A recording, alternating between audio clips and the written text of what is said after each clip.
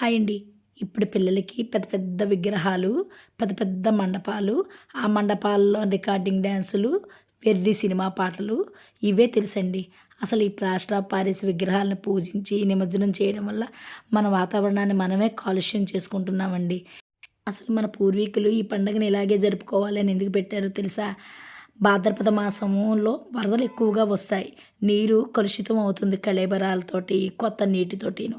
ఈ 21 రకాల పత్రినితో పూజించడం వల్ల, వాటిని ననపడం వల్ల నీరు శుద్ధవుతుంది. మట్టి ఎక్కువగా కొట్టుకుపోతుంది కాబట్టి, ఈ విగ్రహాల ద్వారా వచ్చిన కొత్త మట్టి నదులకి చేరుతుందనమాట.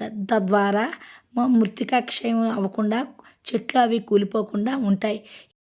ఇంత మంచి ఉద్దేశాన్ని పక్కన పెట్టి వెర్రితనంతో అట్టహాసాలకు పోయి మన వాతావరణాన్ని మనమే పాడు చేసుకుంటున్నాం. ఇప్పటికైనా ఈ విషయాన్ని మనం పిల్లలకు తెలియచేయాల్సిన బాధ్యత మన మీదే ఉంది.